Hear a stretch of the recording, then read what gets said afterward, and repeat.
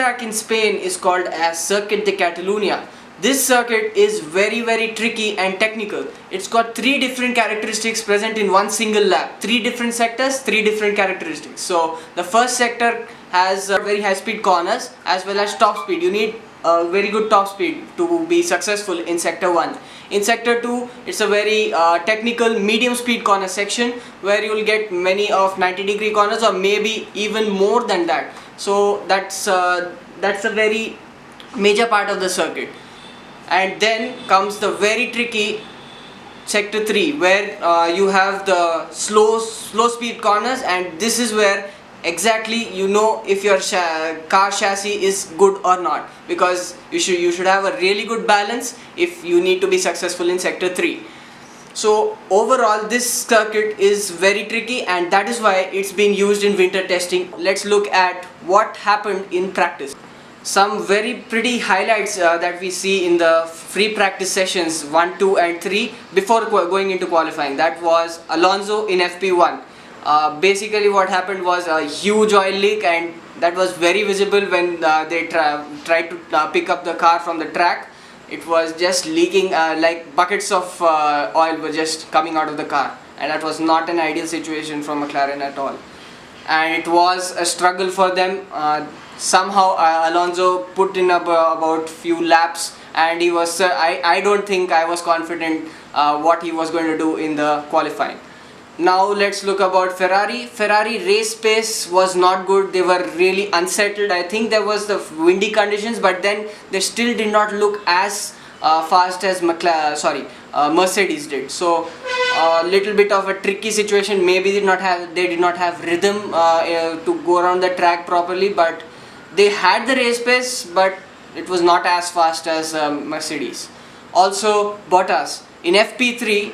Bottas had a very major engine breakdown, so they had to go back to their older engine, the previous engine that they used in the first 4 races.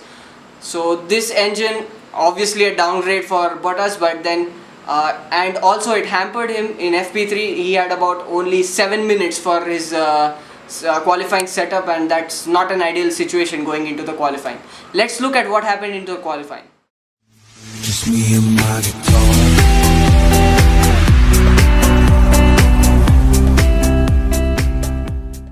Let's talk about Q1 now. In Q1, as soon as Vettel went out on his first runs, there was a pretty horrible scare, an engine scare for him, because what he heard on the radio was stop the car, and I too was pretty scared, because what would happen in a qualifying battle if you don't have one of the top runners in the field. So it turns out that it was just a sensor that was giving him loads of problems, but it was not the engine. So I think it was finally a good thing that they went on and they did the lap.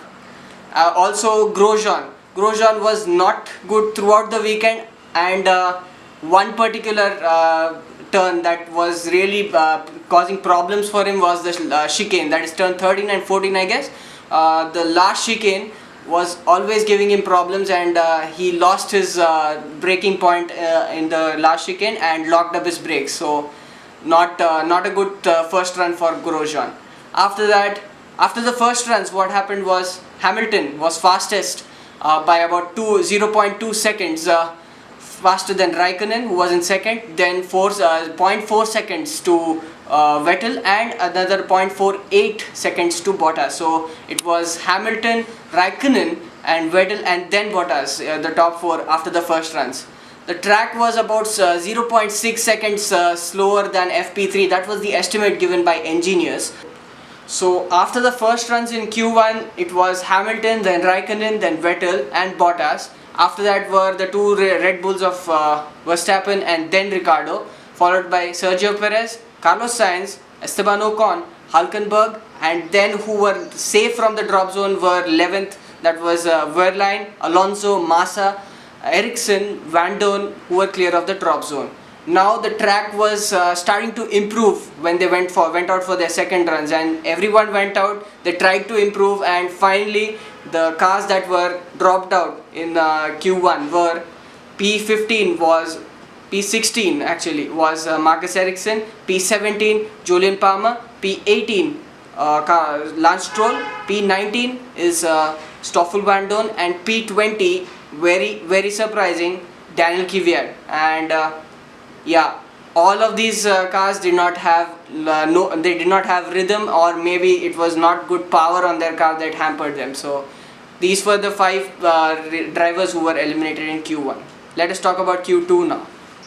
Q2 is a very crucial session in which the fastest time that you post in Q2 will be the race tire on which you will start the race for the top 10. So it is very crucial, and it didn't start off on a good note for Bottas, because his first flying run on his first sets, fresh sets of softs, he basically locked up his brakes on turn 1, so he had to back off and really go out for a second try on the same run. So then he was good enough to go about I think second. That was Hamilton edges Vettel by about 0.8 seconds and Bottas by 0.9 seconds. Sorry, it was 8 hundredths of a second and 9 hundredths of a second by which Hamilton edged them, and was just one tenth in between the top 3. So very exciting stuff in Q3. Raikkonen was in 4th, lost 3 tenths in the last chicane, and it's the very what do you say, problematic area for most of the drivers, the last chicane. So pretty what do you say, expected from Raikkonen.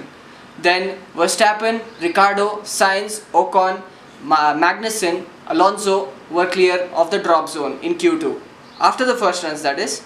Now everybody comes out onto the second runs. Alonso somehow puts his car in top 10 provisionally. So Grosjean was pretty close to Alonso, that was in P11. So after the first runs, now in second runs we see that Grosjean he again locks up at the last chicane and he loses tons of time. He was actually going to go past Alonso in the timing sheets and may have just got into Q3 with the help of that, but then losing time at the last chicane, not ideal at all.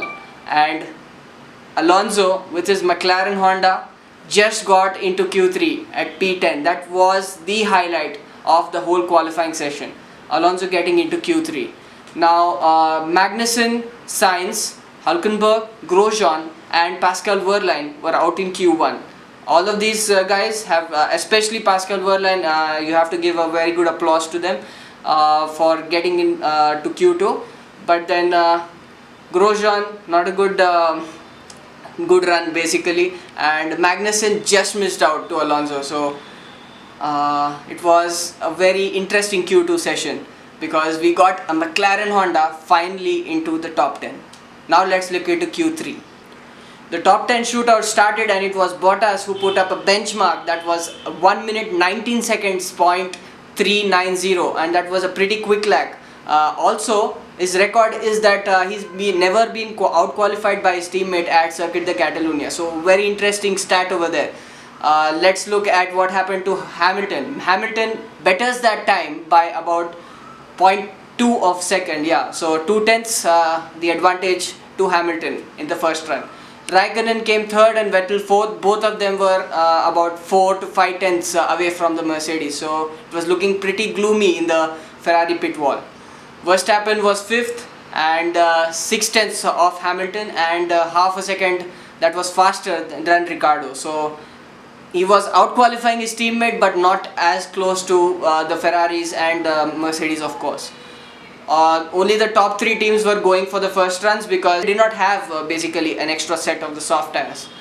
Now all the 10 cars have all brand spanking softs that were bolted onto their cars, and they went out for the second run, and everyone gave good laps, and suddenly you see Alonso, he went up to 7th position, best of the rest after first top 3 teams, that is Ferrari, Mercedes and Red Bull. So very huge improvement for Alonso, and certainly what we could not have predicted at all after seeing the practice session. So Alonso going into 7th position in front of his race home, there was lots of cheering for him.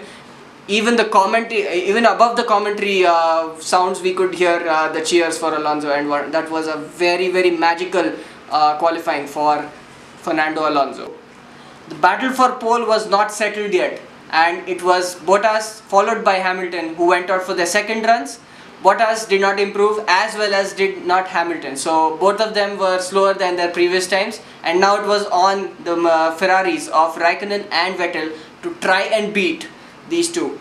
Vettel was going really fast, about 0.2 of second, that was faster in the first sector, and 0.4 seconds faster in the second sector, and then he came P2, and just you can guess where he might have lost his time.